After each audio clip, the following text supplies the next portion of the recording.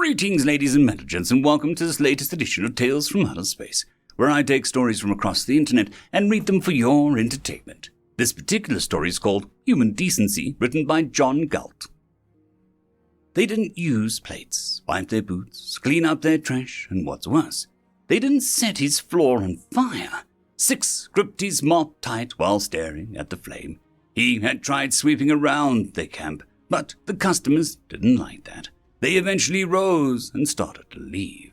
They hadn't said a word to him or bought anything. "Did you enjoy your stay at Shopmart?" said Six. What? "I know the store isn't the best, but did you enjoy your stay?" Sure, he said before they started packing up and leaving. Six followed them out. He wanted to ask again if they enjoyed their stay, but he had already done it once. He watched them as they grew smaller and smaller down the muddy, broken roads. The street sweeper had not been there in 2 weeks. 2 weeks! He was going to have a lot of work to do when he got back. Part of Six wanted to ease the street sweeper's workload by cleaning in front of his store, but whenever his foot tried to pass over the threshold, he balked, dizzy and off balance, and would stumble back. Six had watched his last customers long enough. There was work to do. He put out the fire before it spread any further, chased little pieces of litter, and cleaned up their food scraps from the tiles. 3 and 9 watched him as he worked, their heads tracking him left and right, but they were busy doing nothing and didn't lift a finger to help. 3 followed 6, which was somewhat useful. 6 could hang spare garbage bags filled with broken glass and shattered tiles off his shoulders, and it halved the amount of trips he needed to do. The bins were full. Binbot was also slacking, so 6 left the bags beside the dumpster. 6 turned to 3. "Did you enjoy your stay at Shopmart?"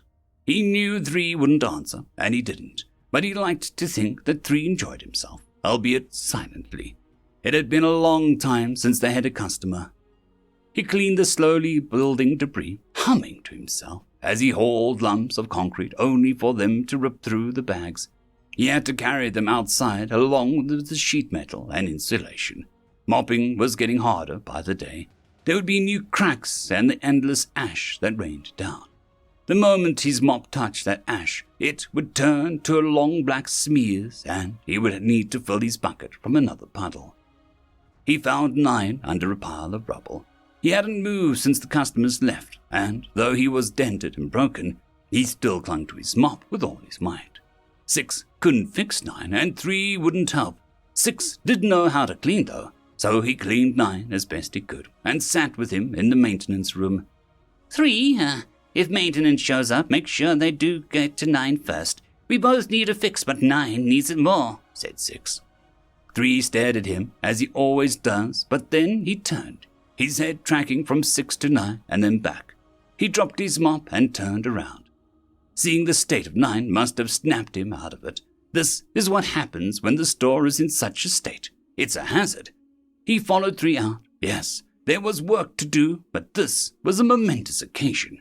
He followed 3 down the main hall to the front doors. 3, wait," said 6. 3 stopped. He turned slowly to 6, his eyes looking over the store before he turned and walked away through the rivers of mud, growing smaller and smaller in the distance. 6 wanted to follow, to try and talk him into returning, but his feet couldn't leave the store, and there was work to do. Work that wasn't going away while he stood there, watching 3 leave him. "Did you enjoy your stay?" asked 6. How was he going to tell 9? The city was a ruin. Buildings had collapsed. The power and water was gone. The rubbish was a mountain of rubble. Nobody was doing their jobs anymore. He turned back to the store. He was fading too. The shops were only chest-high walls. He didn't know how to clean the absence of a roof. How do you clean smoke? Nobody had told him how. He scowled at the intangible filth. 3 hadn't been helping, just following him around, but somehow 6 knew the work would be harder without him. He clung to his mop tight. How long until it broke too? He stood paralyzed. The floors were clean. The chest-high walls were clean. The broken glass was clean. But the store was broken. He would never get customers if it looked like this. But the things that were still messy, he didn't know how to clean. He turned back around. looking out of his store to the horizon. Could he leave? There was movement. People. There were customers. Hundreds of people all walked up the streets towards him. They were not discouraged by the red sky or the mud, and they walked straight towards Shopmart, the best place for all your needs. They were not narcotics, but Six didn't care. They were customers. "Hello," shouted Six, causing the people to stop moving. They started to scatter about the street, hiding behind walls and corners. Some crouched or laid down. "Hello," they called back after a while. "Are you customers?" "Who's asking?" "Six, are you customers?"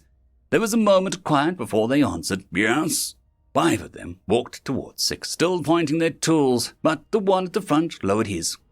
"Can we walk through here?" "Of course. All are welcome at Shopmart. Please, wipe your feet. No smoking inside the premises." Six stood, watching the soldiers flick away cigarette butts and pull their boots off, carrying them across the tiled floor, talking about how nice it was to let their socks dry. Some of them even sat down. Six carried around a bag, and they all put their food wrappers inside. Some of them lit cigarettes, but quickly put them out when nudged by the other customers. He followed them to the far side, where they sat and put their boots back on. "I know the store doesn't look as good as it used to, and that its shops are empty, but did you enjoy your stay at Shopmark?" said Six. He seemed confused by the question, but the non-narcotics might not be used to their shops. "Yes, Six, you've done a surprisingly good job considering it's a war zone. We had a wonderful time at your store. Thank you." "Do you know when more customers might be here?" I'm sorry, Six, sir. There won't be more customers." He frowned and nodded back towards the floors. "It does look very clean, though." Six stood for a long moment, holding his mop, stuck in place, watching his customers leave happy. He'd done a surprisingly good job, but there were no more customers. No one to see his flaws. He walked to Nine and leaned down, pulling the broken robot's body over his shoulder. "I'm sorry, Nine. I know you can't hear me, but nobody is coming to fix you. And I wanted to tell you before I break, too." He carried Nine to the doors, pointing to the distance. "Over there are customers, and they liked the store. I'm sorry for picking you up, but I didn't want you staying in a broken closet forever," he said. He looked down at the edge of the tiles, seeing the place had broken off where the ground had given way. He crouched down, picking up a shard of tile. He shouldered Nine's heavy weight and stared at the shard. "This is my store. This is part of my store. I am inside my store." His feet pounded through the mud, pushing him as fast as he could run. "This is my store, Nine. We are still inside our store, and it is clean, and customers like it." He stumbled but caught his footing. He couldn't look away from the tile for more than a moment. He would check to see where he would step, but looking made him woozy. "I'm inside my store," he said. "Contact! I am inside my store." "Drones on approach, carrying payload. Stop!" "I am inside my store." Six spun, his body tumbling to the ground. His arm wouldn't work, and Nine was laying on his back ahead of him. "Nine, we can't stay here," said Six. He was outside. He looked at the shard of the store, then at Nine, then his broken arm. He closed his eyes tight and eased down his store, dragging his eyes away from its clean floor and reaching out to Nine, putting the cleaner's arm over his shoulder and heaving up his weight. He couldn't run, but the dizziness started to fade. "It is okay, Nine. We are inside Shopmart," he said. "Six, what are you doing?" Six looked up. It was the customer. "Nine is broken, and so am I. Can you fix him? Then me," said Six. The soldier looked over at Six, then up at the cleaner, pulled over his shoulder. "We have a Sparky back at the base." "And, does the base need cleaning, and can I call it Shopmart?" said Six. The customer smiled and nodded. "No problem. Do you need a hand carrying Nine?" "He isn't heavy. He's the same as me." End of story.